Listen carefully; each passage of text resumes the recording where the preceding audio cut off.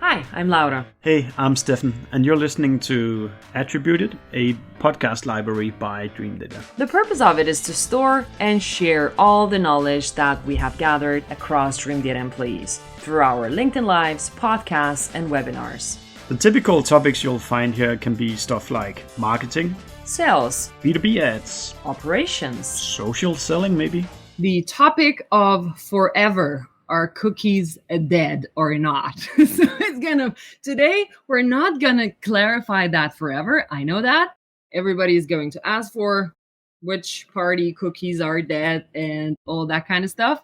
So pop your questions in the question section. We're gonna answer a lot of them today because I know you have a lot, and like detailed questions are good too. I've got one from Amr already that we've prepared. I know you're gonna watch the recording, so when we say first, third, no party cookies, whatever, what kind of questions do you guys have? Pop the questions in the chat so I know that there are live people with us. What are your thoughts? Maybe we're going to answer them while we go. And while we're popping your questions, so we've got a guest together with us besides Lars. So he's like the often guest of our sessions. But today we've got Bjørn from Cookie Information. But I'm a little bit wondered, nobody's asking any questions. Please, somebody post something in the chat so we know that we're live. Like, so this doesn't go wrong. Like, can somebody just say hello? Like before we introduce Bjørn, that we have, it seems like we're moving in LinkedIn. So, but somebody, like, give us something in the chat so we know that you're watching us. Say hi. Yes. Hey. John, thank you. All right, we've got this. Thank you, guys. Perfect. So now over to you, Bjørn. Thank you, everybody. We're live. So Bjørn, who are you? And what does Cookie Information do? Welcome. Yeah, thanks for the invitation. Looking forward to it and all the questions. My name is Bjørn. I'm the content manager, copywriter at Cookie Information. We live just next door to you guys, so it's fun being here. What do we do? Yeah, we develop software to keep websites and mobile apps GDPR compliant when using cookies, and hopefully also other tracking technologies. So I'm here today to answer some of the more, I think, maybe legal questions or questions about what cookies really are and what they do. And I'm going to try my best. And I also said to you, Laura, in the beginning, I've been a teacher for many years, so I know how to deflect questions I don't know the answer to. So be prepared. Perfect. That is, fantastic. We're looking forward to that. The question that we got before the session from Amr is actually going to go to you, but that we're saving for a little later. And we already got some questions ticking in. We're going to answer them as we go. But to start with, we're going to have a chat with Lars. So to have proper attribution and measure marketing, you have to have proper tracking. So what is proper tracking, Lars? Cool. Yeah, I mean, before we start, maybe let's prove that it's not completely cookieless world. Okay. So we're going to have a cookie. It's like, now you can track me. Now I'm going to track you, Laura. Which party is it? I'm going to track you. Yes. That is definitely a first party cookie, that one, I would say. That was good. That was good. So, yeah, I mean, in the business we are in, we try to help company to understand how their go-to-market efforts work. And a fundamental part of that is keeping track of who's doing what. So that's the tracking part. And you say most of you out there who are listening to this are probably using a lot of different tracking technologies on your website and maybe in your apps. Some of it, like Google Analytics, is probably the most well-known one. So that's a tracking technology. If you're using something like HubSpot for building your website, of course, you also have tracking technology in there. Most marketing automation platforms provide some kind of tracking technology. So the purpose there is really sort of try to, you meet somebody on your website or in your app, and then you try to hold on to that person for as long as possible to know what they did. So that later on, when they do something meaningful, that's something you care about, like they enter your sales pipeline or you sell to them, you can go back and figure out how did they actually get that customer. and now you've mentioned some of the things like HubSpot's tracking, Google Analytics tracking, and so on. And so what's, in your opinion, optimal tracking for, now we're talking B2B, so maybe we could just stay here. What's optimal tracking for B2Bs? I think like some of what we care a lot about is that you can connect the tracking data with the business results that you're seeing. So I think that's very important, which is also why, for instance, we're not using Google Analytics tracking anymore ourselves, because that you can't connect the tracking from Google Analytics with, say, for instance, your CRM. At least it's doable, but it's a very big project. So we prefer something like HubSpot tracking can work really well. Segment.com has a tracking solution. There are other solutions out there like Snowplow or Rudderstack, or there's a bunch of different tracking solutions you can use. And I think the most important thing is really that it collects the data and it gives you access to sort of quite granular raw data that you can use to integrate into other systems. Mm-hmm. What do you use at Dreamdata to do tracking?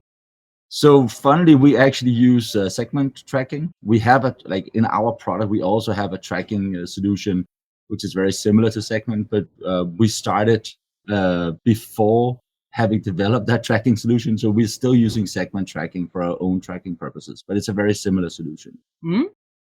Cool. Bjørn, now we're going to throw the cookie over to you. So can you explain to us what types of cookies are there? What type of cookies are there? There are many types of cookies, actually. Cookies are actually a very old technology.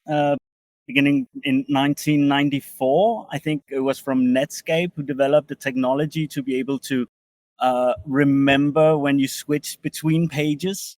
So let's say you have an e-commerce and you go to a product page and you put a pair of shoes in the basket, and then you go to see a pair of pants, and then the next page forgets that you put your pair of shoes in the basket. So that's what cookies actually do. And Netscape developed this technology actually to try to remember between sessions what you did and what you saw, and push information between it, so you wouldn't be a blank page every single time.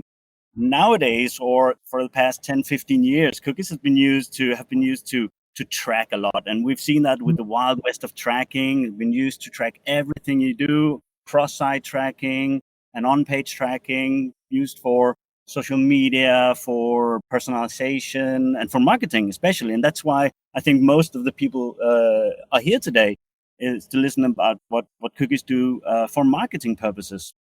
And there are a lot of different cookies, first-party cookies, third-party cookies. Someone also mentioned second-party cookies. We got super cookies, zombie cookies, you name it. We got all sorts of tracking, fingerprinting, pixel, tags. But it all comes down to one single thing. It's tracking. Whatever you call it, whatever you call it, cookies, or you call it fingerprinting, tags, pixels, beacons, it just comes down to you gain access to information on a specific computer or in a specific browser, actually, to use that tracking for different purposes. Interesting. So, yeah. Let's move on to zombie cookies. No, we're not moving on to zombie cookies. No. Tell me, Bjørn, which cookies are dying? Well, so I think from 2020, Google said that third-party cookies would be gone in 2021. We all remember that. Yeah, yes. And then in 2022, and now in Q3 of 2023, they keep pushing it because I don't think they're ready with their privacy sandbox yet. So with many of Google projects, we don't really know if it's going to live or it's going to die. You all remember Google's Buzz and Google, whatever they were called, they just died. So hopefully they will bring something that is both ensuring users' privacy, but also keeping the ad tech market alive, because that's why Google are in the business. But why do you think then third-party cookies should die at all? What's wrong with them? Why should third cookies die? First of all, cookies, they're an old technology. There are better technologies now, as you also know. I think it's a personal choice from Google to kill off third-party cookies, because we have a lot of different vendors out there.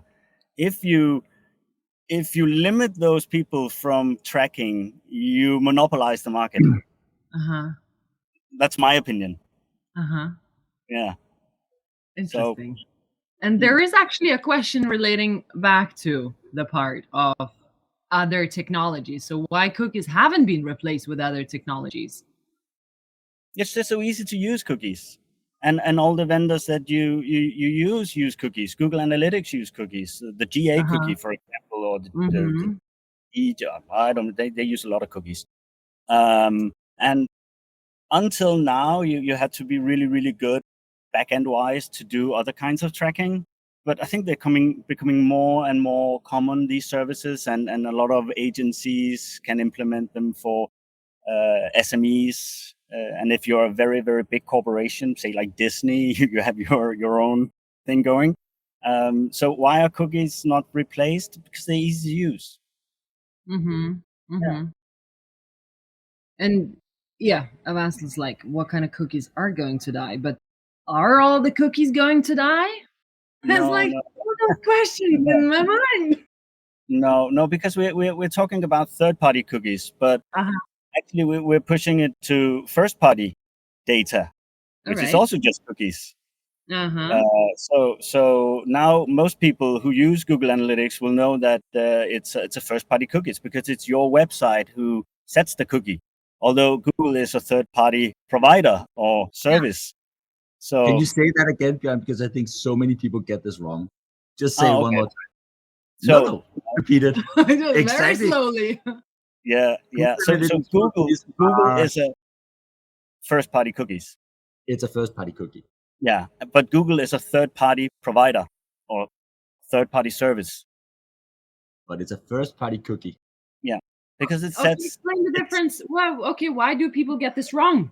Then we are talking about first-party cookies, not third-party cookies, but the third-party provider. What? Tell me more. Yeah, I don't think that. Does it really matter if it's a first or third-party cookies? Because it's owned by Google anyway, and if Google is set to kill all third-party cookies, they wouldn't include their own cookies in that set. So it's more like that when you use third-party cookies, they are set by third-party providers, and this data is shared with those who buy it. First-party cookies is your data. Like if you know the term zero-party data, if you ask people on your website what kind of shoes they like or something personal that you can use in your marketing specific to them, that's data you own. First-party data is also data you own, but you share it with Google, of course. Yep. And third-party data is just tracking frenzy. There's nothing wrong with that. Because if your users, they consent to it, so you can track all you want. Yep. So it's like going to the store and the clerk is asking what kind of pairs you use. You can choose to answer or not. Yeah. So there's nothing wrong with it, as long as you just agree with it. And now we're going to the question that Amr had. Did you have a comment to that? No, let's go for that. Because now it exactly goes there what he asked to record in this session. How do I make sure that people answer more and more what shoe size they're using on my website, like accept the cookies? Is there anything we can do to get more people accepting? That is legal or illegal? Are you talking about like customizing cookie banners to very nicely whatever we can do to get better tracking and people accepting the cookies?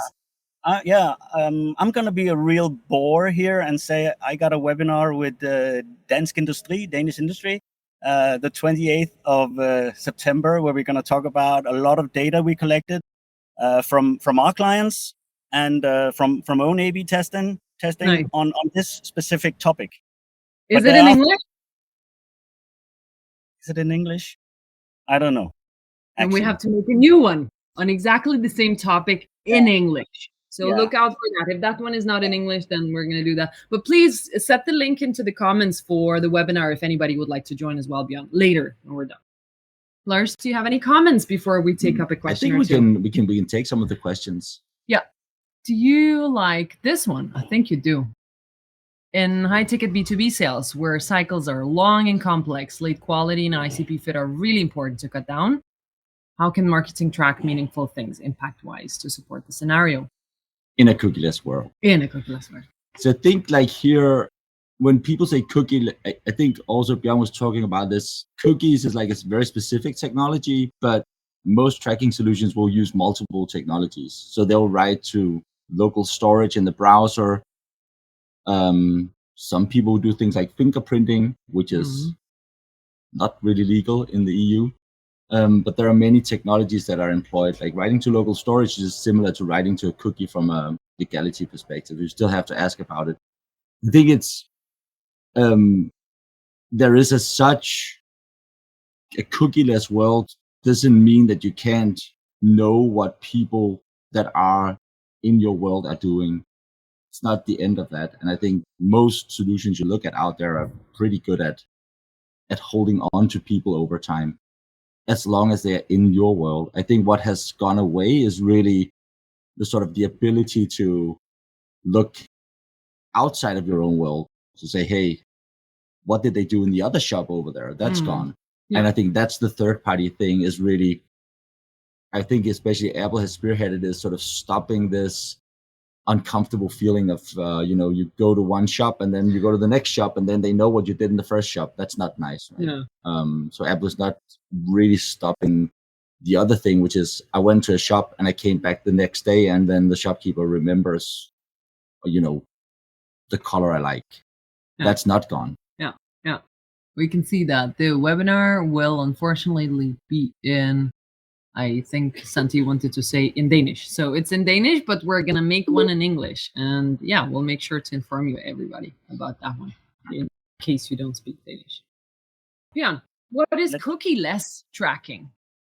Okay, so I think that when people use the term cookie-less tracking, they are talking about using other methods for tracking than cookies.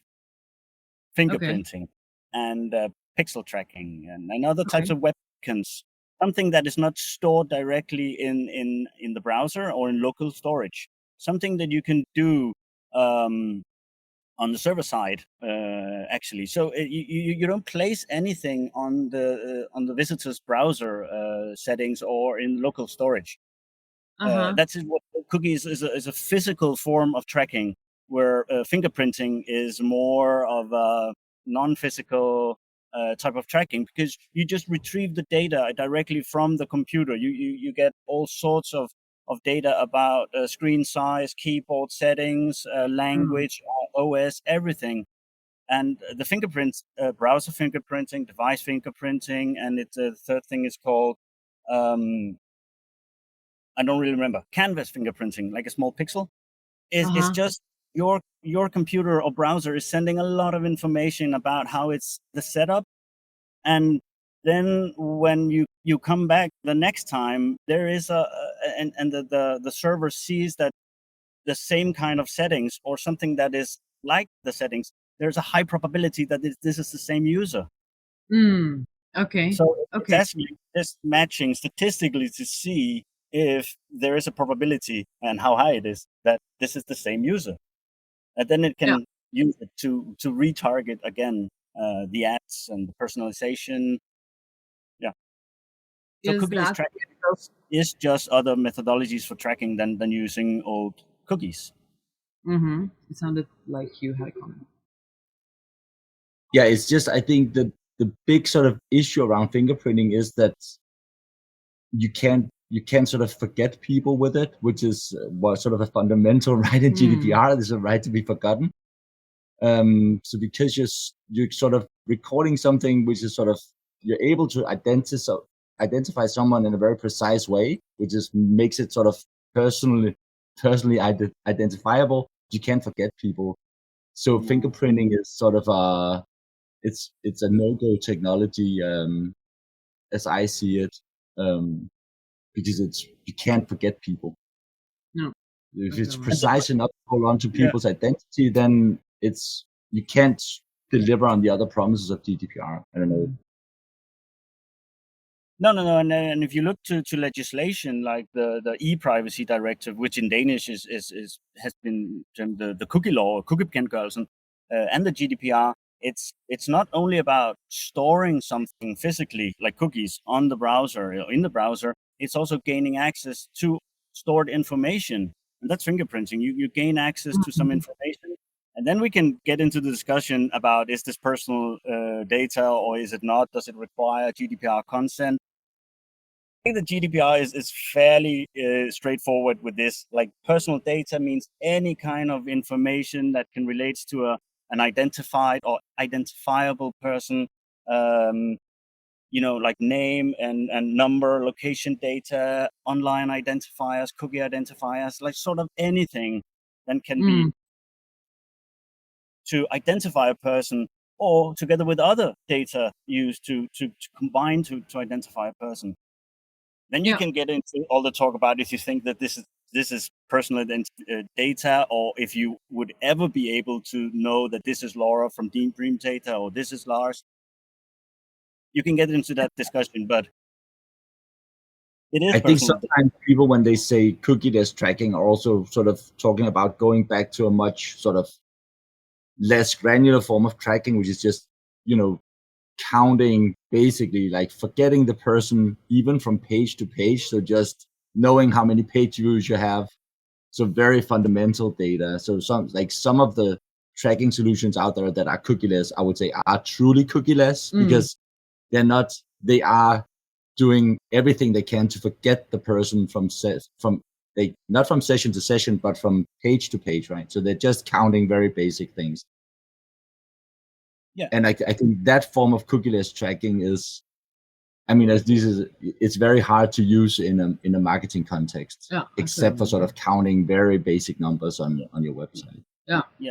And you can say that if we cannot use cookies or any kind of other technology because of legislation, it forces us to become better marketers, to write better content, better copy, better headlines, better ads. Really limits a lot of companies in the way that they can use tracking, and they can use data to their marketing advantages. So it's a cons and pros and cons in this context, I really think. Yeah, and there are a couple of more questions in terms of cookie-less tracking and fingerprinting and stuff. If fingerprinting is not allowed in the EU, so if we go cookie-less, what kind of method should we do more? Is it me? Pick, yeah.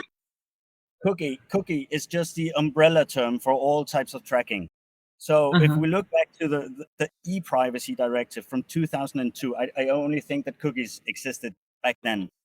Then it has developed to all these other kinds of tracking, like fingerprinting and pixels and beacons and all that stuff. It's never mentioned in the e-privacy. It's never mentioned in the GDPR what kind of tracking technologies that you can use. But the GDPR just talks about data. So whatever type of tracking technology you use, if you gain access to data, and if this data is labeled personal data, you need consent. And it's as simple as that. And say, if you can get 65-75% of all your users to accept your cookies or other types of technology, then you can model the rest.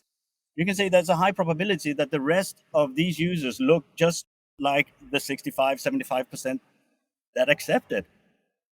And you can use that data to make lookalike groups or anything like that, so you can promote your services or your goods. That's cool. Yeah. And now we're getting back to the same question that you got muted on again. So please don't get yourself muted now. So now you mentioned 65-70% of everybody who accepted cookies. So is there anything that is legal? Now, I'm not going to say a word illegal. I just didn't say that. What are the legal things that people could do to help better tracking, to get people to accept cookies more and stuff on their website? First thing I would say, like if you care about privacy and you have a cookie banner and it's set up correctly to block cookies before like people accept or reject cookies, then the first thing I would say, you should always A/B test. Mm-hmm. You should always test whether this headline or that color works for you, how you describe it.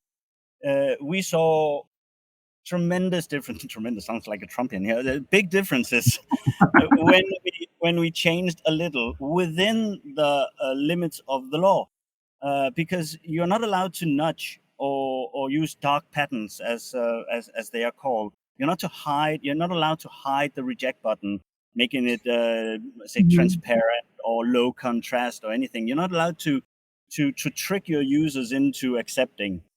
But you are allowed to use different colors. Like, we've seen that with the Danish Data Protection Authority. They have a case against the company, and they say, well, you're not allowed to hide the reject button or make it low contrast. In their own example, they use, I think, blue and green colors or blue and red colors. You are allowed to change them. But every case is individual, so I would switch the colors, except the cookies in red. It's like, yes, always. Is that legal? Yeah. I think it would be legal. Also, if you have company colors or like brand colors, say HubSpot is orange. Why shouldn't they have an orange accept button? As long as the reject button isn't transparent, untransparent, and hard to see. So. Yeah. So again, I guess that using colors and using different colors to mark or signal what is accept or reject is not illegal per se, but it's illegal to use it to your advantage to trick the user into doing something that they don't want, like the classic example of dark patterns. So yeah, but there are differences to be found. But say, although we found that some configurations prove better generally, it cannot be said that one specific website wouldn't get low results with this configuration, because it's, there are a lot of confounding variables in this. Is this a B2B? Is this a public institution? Does this have a good reputation, a bad reputation? So it all comes down to who you are and your website. But on the 28th of September, I will reveal all the secrets to tracking and getting good consent. So please join. I think it would be in Danish, but if there is an event, Santi said it was in Danish, but Santi, you promised us an event in English. So we're going to redo the secrets in English, and you guys are coming. So we can have all the secrets revealed of how to. That's cool. Yeah, sure, of course. Any final questions? We are about to be on the top of the hour, and there were some other questions. Click up, Lars. Yeah, go let's ahead. take this one. Yeah. So this is is IP tracking legit? So I think it's similar to asking if cookie tracking is legit. It is definitely legit, but you have to ask people. Yeah. And similarly, so IP addresses are considered personal information. So if you store them, you have to ask people if you can do it. So I think in that sense, this isn't about tracking methodologies not being legit. I think the fundamental thing here is you have to ask. Yeah. Then you have to do a lot of other things, like enable people to be forgotten, give them information if they ask, etc., etc. So I think this of course is for American listeners. This is very sort of GDPR specific, but some of this also exists in sort of the privacy laws that are being implemented in the US, for instance. It will come. Yeah, sure. Over to you too.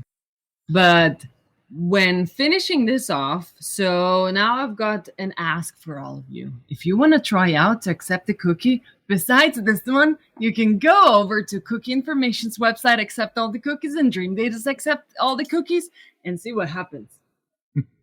You'll be surprised. It's like, let me show you what happens.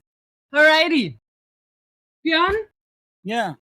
Thank you so much for joining us for this 30-minute session. I've seen people being very happy for the session, and now you have committed to reveal the secrets the next time after you reveal them in Danish, so we can do some English secrets as well. That is going to be at the end of September. High five. Yeah.